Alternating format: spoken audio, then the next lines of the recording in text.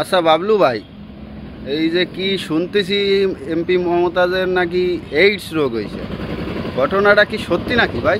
একটু বলবেন আমাদের কি হয়েছে ঘটনাটা। আমি শিল্পী মমতাজ বেগমের আদরের ছেলে বাবলু। আসলে আপনারা যারা মিডিয়ায় দেখছেন যে শিল্পী মমতাজ বেগমের এইডস হয়েছে, এই ঘটনা আসলে আপনারা ভাবছেন যে সত্য। আসলে শিল্পী মমতাজ বেগমের কোনো এইডস রোগ হয়নি। এই ভিডিও কিছু শয়তান বাটপার পুলাফান আছে, এরা শিল্পী মমতাজের পিছনে লেগে তাকে নিয়ে উল্টোপাল্টা ভিডিও বানায়, ইউটিউব ফেসবুকে আপলোড দিয়েছে। আর এই আপলোড ভিডিও কিছু সাধারণ পাবলিক দেখে তারা বিশ্বাস করছে যে শিল্পী মমতাজ বেগমের এইডস হয়েছে, এবং সে নাকি চুপি চুপি যায় বিদেশে যায় রক্ত পরীক্ষা করতে গিয়েছে যে তার এই রোগ আছে কিনা। আবার তার সাথে যারা অকাম কুকাম করেছে বড় বড় নেতারা, তারাও বলে ভয়তে গোপনে বলে চলে গেছে বিদেশে, লন্ডনে যায় চিকিৎসা করছে।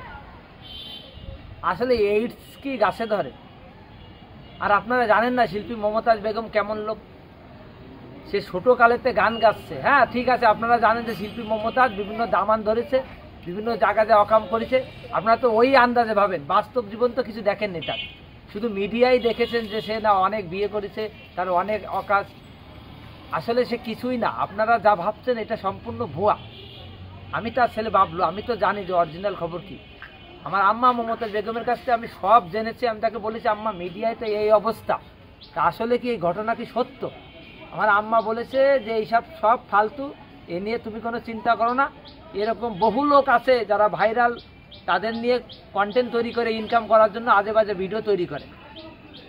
তা আসলে শিল্পী মমতাজ বেগমের কোনো এইডস হয়নি এবং সে কোনো বাজে লোক না। আপনারা তো জানেন যে যখন সে এমপি ছিল তখন সে কলাম মানিকগঞ্জে চক্ষু হাসপাতাল করেছে। এই যে যারা চক্ষু রুগী, এদের সেবা দেওয়ার জন্য গেলাম মমতাজ বেগম এই কাজটা করেছে, এবং সে কত লোকরে সাহায্য করে আপনারা জানেন না। কিন্তু তার মতো একটা ভালো লোকরে নিয়ে যদি মিডিয়া এইভাবে লটায় যে তার এইডস হয়েছে, আসলে সম্পূর্ণ মিথ্যা বানোট কথা। তার কোনো এইডস হয়নি। আমি বাবলু তার ছেলে, আপনাদেরকে সত্য বলছি, তার কোনো এইডস হয়নি। আর মমতাজ বেগমরা নিয়ে আপনারা আজে বাজে কিছু কইরেন না, উনি আসলে একটা ভালো লোক। আপনারা তো জানেন সারা বাংলাদেশে তার মতো মহিলা শিল্পী হিসেবে বাংলাদেশে এখনও কেউ জন্মায়নি, তার গান শোনে না এমন কেউ নাই। তাহলে সে কি পাপ করেছে? কারণ আপনাদেরকে বিনোদন দেয়, তাকে নিয়ে আপনারা যদি এইসব লটা, তাহলে তো হয় না। আমি সব খবর নিয়ে এবং আমার আম্মার কাছে জিজ্ঞেস করে একদম সত্য কথা বলছি।